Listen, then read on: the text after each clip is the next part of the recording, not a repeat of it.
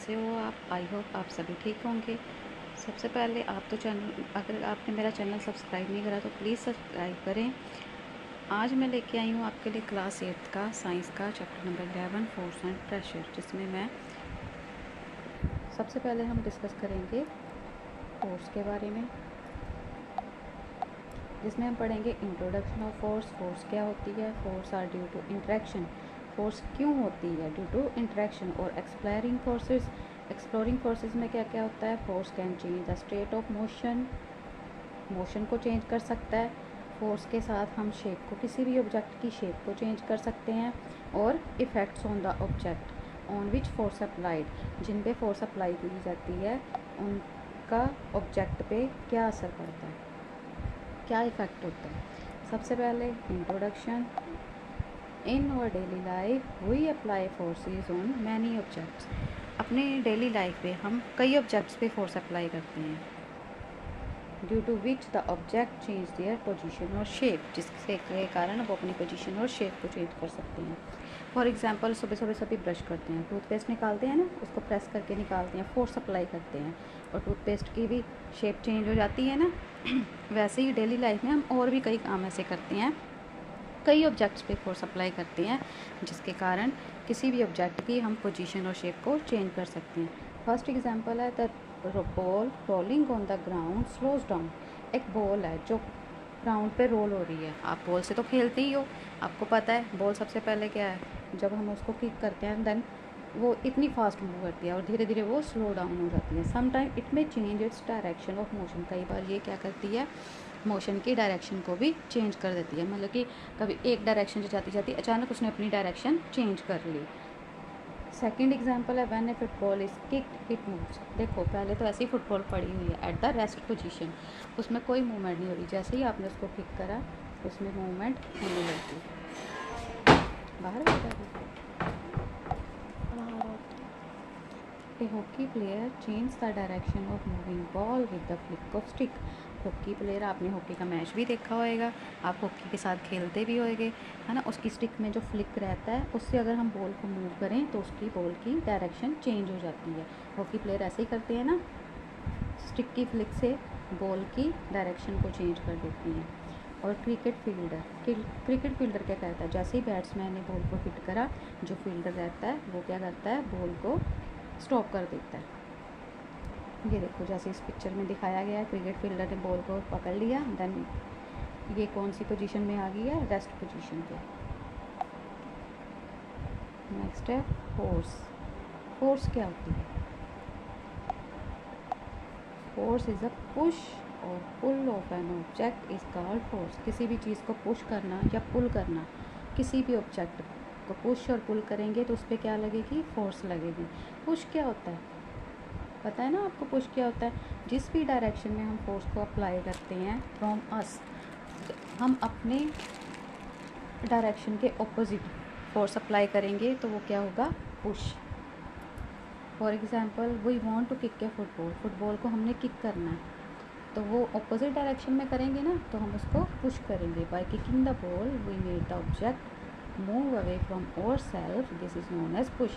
यहाँ पे ये देखो डोर को पुश कर रही है ना, पुश कर रहे हैं, धक्का लगा रहे हैं, ये बॉल को ये भी अपनी बॉडी से दूर कर रहे हैं और ये भी बॉडी से ऑपोजिट डायरेक्शन में जा रहा है। ये क्या है, पुश है। नेक्स्ट है व्हाट इज़ पुल। पुल क्या होता है? Applying force in the direction toward us is known as pull. जिस साइड पे हम हैं, अगर किसी चीज़ को हम अपनी तरफ खींच रहे हैं उसको क्या कहते हैं, पुल। अपनी तरफ लेके आना किसी ऑब्जेक्ट को। जैसे फॉर एग्जांपल यहाँ पे देखो पानी की बाल्टी, बकेट भरी जा रही है, तो इसको क्या कर रहे हैं, ये पुल कर रही है अपनी तरफ, ये लेडी अपनी तरफ पुल कर रही है। ये ड्रॉअर है, ड्रॉअर को क्या कर रहे हैं, पुल करके इसको ओपन करने की कोशिश कर रहे हैं अपनी तरफ।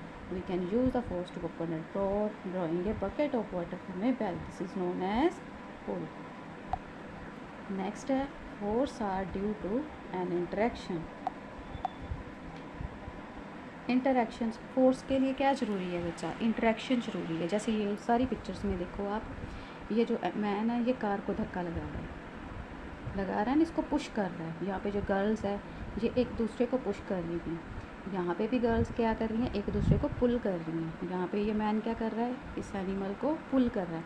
हर जगह पे देखो कोई भी अकेला तो फोर्स नहीं ना कर रहा है, उसके साथ कोई ना कोई दूसरा इन्वॉल्व है, कोई दूसरा ऑब्जेक्ट चाहिए। जो फोर्स रहती है हमेशा ही in two or more objects must interact for a force to come into play.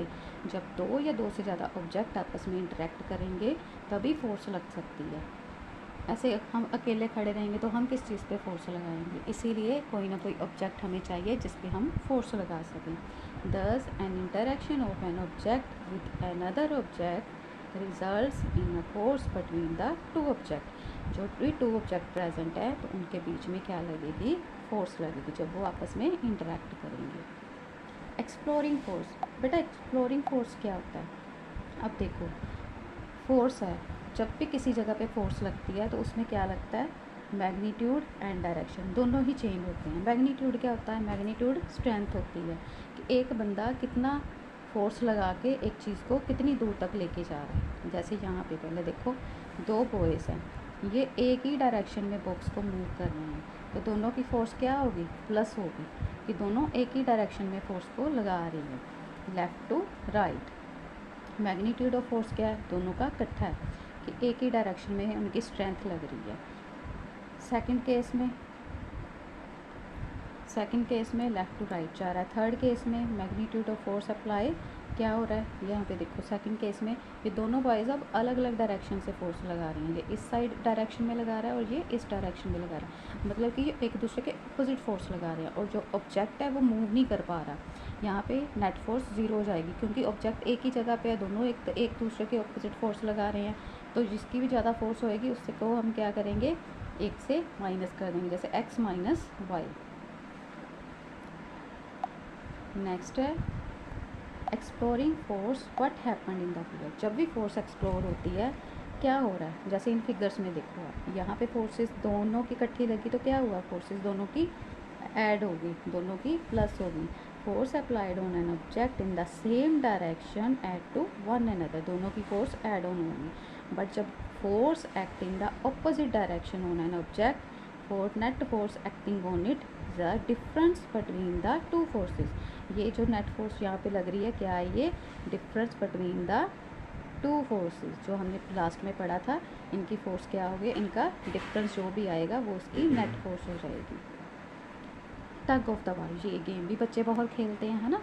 जैसे रस्सी को अपनी तरफ खींचना, दो टीम्स के बीच क्या हो रहा है, यहाँ पे दोनों अपनी अपनी तरफ इसको पुल कर रही हैं इस रोप को।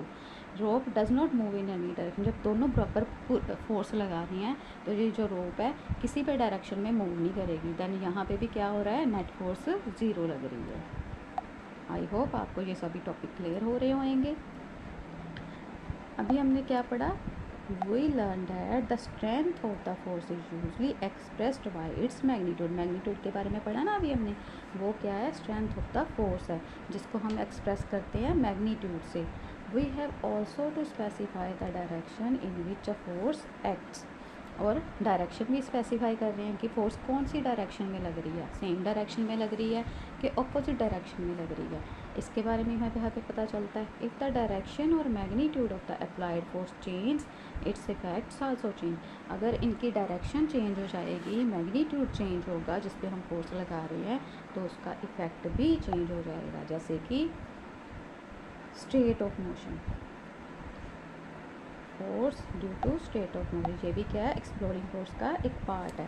जिस पे फोर्स लग रही है उससे क्या होता है, स्टेट ऑफ मोशन चेंज हो जाता है। जैसे कोई चीज़ चल रही, सपोज करो आप बॉल के साथ खेल रहे हो, आपने बॉल ज़मीन पे रख दी, वो है क्या है, रेस्ट पोजीशन पे है। जैसे आपने हल्का सा किक करा, वो धीरे धीरे चल रही है, ज़ोर से किक करा, उसमें बहुत फास्ट मूविंग हो रही है, बहुत फास्ट मोशन हो रहा है। क्या डिपेंड करता है कि आप कितनी फोर्स अप्लाई कर रहे हो उस बॉल पे, उसी प्रकार से उसकी स्पीड रहेगी और उसी हिसाब से उसकी डायरेक्शन रहेगी कि वो किस डायरेक्शन में जा रहा है। जैसी फोर्स अप्लाई करोगे वो उसी स्पीड से जाएगी और कौन सी डायरेक्शन में जाएगी। जैसे फॉर एग्जांपल यहाँ पे हमने बात करी है क्रिकेट की। Cricket ball is initially at rest, पहले तो रेस्ट पे थी, बॉलर ने पिक करी, बॉल की बैट्समैन की तरफ करी। क्रिकेट मैच देखा है ना आपने, कैसे बॉलिंग करता है बॉलर और बैट्समैन कैसे बैटिंग करता है। बॉल को ली, उसको पिक करा और toward the batsman hit it with the Batman ने क्या करा, उस बॉल को हिट करा। वो कितनी स्पीड से, कितनी फोर्स से उसको हिट करा, बॉल के क्या चांस है, अगर उसने वेरी हार्ड हिट करा, very hard such that it goes for flying in the air for a 6, अगर बहुत ज़ोर से फोर्स लगाई देन बॉल का क्या हो जाएगा, सिक्सर लग जाएगा। अगर थोड़ा कम लगाई तो क्या होएगा, 4 अलाउंग द ग्राउंड। अगर थोड़ी सी और कम लगाई तो क्या होगा, बॉलर कैच कर लेगा बॉल को। और अगर बैट्समैन ने हिट करा in a defence shot such that it roll on the ground for a short distance, तो वो शॉर्ट डिस्टेंस पे गई और बॉल स्टॉप हो गई। जैसी फोर्स लगी वैसे ही बॉल की स्पीड रही। इससे क्या पता चला हमें, मोशन का। अब देखो ये फुटबॉल है,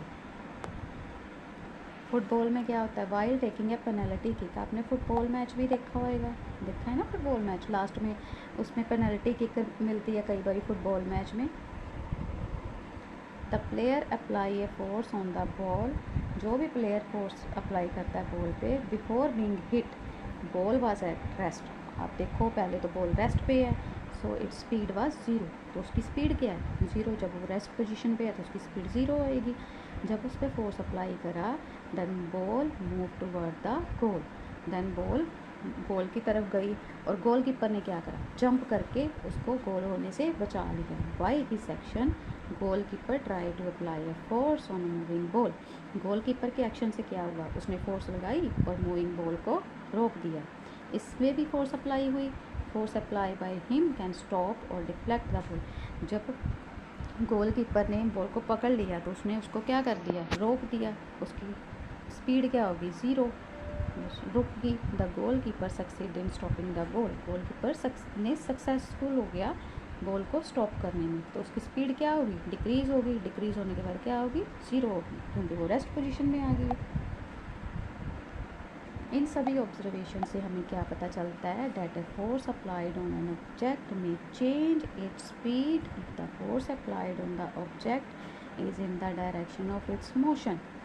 जब भी किसी ऑब्जेक्ट पे फोर्स लगाई जाती है, जिस हिसाब से फोर्स लगाई जाती है उसी हिसाब से उसकी स्पीड भी चेंज हो जाती है और उसकी डायरेक्शन भी चेंज होती है of its motion. The speed of the object increase, speed of object increase हो जाएगी जब उस पर फोर्स अप्लाई करी जाएगी in the direction opposite to the direction of motion, then result it decrease. अगर जिस साइड पे वो चीज़ जा रही है उसी साइड में हम फोर्स लगाएंगे देन उसकी स्पीड बढ़ जाएगी, लेकिन ऑपोजिट साइड से अगर कोई फोर्स लगा रहा है तो वो ऑब्जेक्ट पे जो फोर्स लगी है उससे उसकी स्पीड कम हो जाएगी। I can either the speed of an object or its direction of motion or both it describe as a change its the state of motion. इसी के साथ हमें क्या पता चलता है कि किसी भी ऑब्जेक्ट की स्पीड चेंज हो सकती है डायरेक्शन ऑफ मोशन के साथ, उसकी स्पीड में भी फ़र्क पड़ेगा। अगर अपोजिट डायरेक्शन से फोर्स आई तो क्या होएगा, स्पीड स्लो हो जाएगी। अगर जिस साइड पे ऑब्जेक्ट जा रहा है उसी साइड पे हम फोर्स अप्लाई करेंगे तो उस ऑब्जेक्ट की स्पीड बढ़ जाएगी। Thus a force may bring a change in the state of motion of an object। इसी के साथ हमें ये पता चलता है कि जो भी फोर्स अप्लाई हो रही है उसके कारण किसी भी ऑब्जेक्ट के मोशन की स्टेट चेंज हो सकती है। नेक्स्ट है force can change the shape of an object. Force से हम किसी भी ऑब्जेक्ट की शेप भी चेंज कर सकते हैं। जैसे अभी मैंने आपको स्टार्टिंग में बताया था ना, जैसे हम रोज़ टूथब्रश करते हैं तो टूथपेस्ट से हम टूथपेस्ट जब निकालते हैं तो क्या होता है, उसकी भी शेप चेंज हो जाती है। और भी कई हम सारे दिन में कई काम करते हैं जिससे किसी किसी ऑब्जेक्ट की शेप चेंज होती है। जैसे देखो आप कोई भी किसी ने अपनी मम्मा को देखा होगा ना, किचन में काम करती है, जब खाना बनाती है, नीड द डो, जब वो आटा गूंथती हैं तो क्या होता है, रोटियां बनाने के लिए उसका डो तैयार करती हैं, फिर उसके साथ क्या करती हैं, उसकी रोटियां बनाती हैं, कोई उसके पराठे बनाता है, शेप चेंज करता है। किससे शेप चेंज होती है, फोर्स से। हम उस पर फोर्स लगाते हैं, जैसे डो के ऊपर फोर्स लगाई तो फिर उसको एक शेप दे दी, फिर उससे उस पर फोर्स लगाया तो उसकी रोटियां बना ली। जब हम पेंसिल के लिड पे फोर्स अप्लाई करते हैं, पेंसिल तो सभी के पास होती है, जब हम पेंसिल से लिखते हैं, अगर ज़्यादा ज़ोर से पकड़ लो, ज़्यादा ज़ोर से लिखो, उस पर फोर्स अप्लाई करो तो क्या होता है, दैट टूट जाती है ना। अगर कोई इलास्टिक है इलास्टिक को हम ज़ोर से खींचें, कई बार तो वो खुल जाती है और अचानक से वो टूट जाती है। अगर ज़्यादा फोर्स अप्लाई कर दो then they lose its elasticity, उसकी इलास्टिसिटी भी ख़त्म हो जाती है। अगर हम बार बार उसको एक ही चीज़ को खींची जाएंगे, उस पर फोर्स अप्लाई करेंगे तो वो अपनी इलास्टिसिटी क्या करती है, लूज़ कर देती है। ये सारी एग्जांपल किस चीज़ की हैं, application of force on the object may change its shape. इन सभी में क्या होता है, ऑब्जेक्ट की शेप चेंज हो जाती है। From the above discussion, we can summarize that force can have any or all of the following effects on the object on which it is applied। कि ये सारे इफ़ेक्ट्स रहते हैं ऑब्जेक्ट पे पड़ते हैं जिस पे हम फोर्स अप्लाई कर रहे हैं। जिस भी ऑब्जेक्ट पे हम फोर्स अप्लाई करेंगे उसकी क्या क्या चेंज होएगी, स्पीड चेंज हो जाएगी, डायरेक्शन चेंज होएगी, शेप चेंज होएगी, even from the rest to a state of motion भी चेंज होगा। जैसे for example force can change the speed of an object. Batsman ने बॉल को बहुत तेज़ से हिट करा, पढ़ा था ना हमने अभी कि जब बैट्समैन बैटिंग करता है बहुत तेज़ी से हिट करा तो क्या हुआ, सिक्सर लग गया। अगर batsman hitting a ball very hard force, उसके दूसरी डायरेक्शन में उसने फोर्स अप्लाई करी और उसी बॉल पे, तो क्या होएगा, हो सकता है उसका फोर के लिए चौके के लिए उसने बैट घुमाया, उस हिसाब से फोर्स लगी और जिस डायरेक्शन में उसने बॉल फील की उसी डायरेक्शन में वो बॉल मूव कर जाएगी। Force can change the shape of the object when an elastic is pulled hard. जब हम किसी भी इलास्टिक को ज़ोर से पुल करते हैं या तो उसकी इलास्टिसिटी ख़त्म हो जाती है या वो टूट जाता है। उसके बाद force can move an object from the rest to state of motion. जैसे बॉलर ने picking up a ball, bowler ने बॉल को पिक करा from the rest position then bowling it, फिर उसको बैट्समैन की तरफ बॉलिंग करने लगा तो क्या हुआ, रेस्ट पोजीशन से वो बॉल मोशन में आ गई, बैट्समैन ने फिर हिट कर दी, बॉल फिर से मोशन में आ गई। इससे क्या हो रहा है, रेस्ट पोजीशन से बॉल मोशन में जा रही है। इससे हमें क्या क्लियर हुआ कि जो भी फोर्स अप्लाई होती है जिस भी ऑब्जेक्ट पे, वो उसकी शेप, स्पीड, डायरेक्शन सब कुछ चेंज कर सकता है। इसी के साथ हमारे फोर्स के बारे में ये टॉपिक क्लियर होता है। आई होप आपको फोर्स के बारे में सारे टॉपिक क्लियर हो गए होंगे। बाकी के जो टॉपिक है फोर्स एंड प्रेशर के चैप्टर के, type of forces, pressure and pressure exerted by liquid and gases, वो हम लेके आएंगे अपनी नेक्स्ट वीडियो में। आई होप आपको ये सारे टॉपिक क्लियर हो गए होंगे और समझ में आ गए होंगे और ज़रूर पसंद आएंगे। Please like, share and subscribe. और हाँ, अगर आपको कोई भी और वीडियो चाहिए तो प्लीज़ कमेंट करके ज़रूर बताना कि आपको हमारी वीडियो कैसे लगी और आपको किस टॉपिक पे, साइंस के किस टॉपिक पे आपको वीडियो चाहिए। Thank you.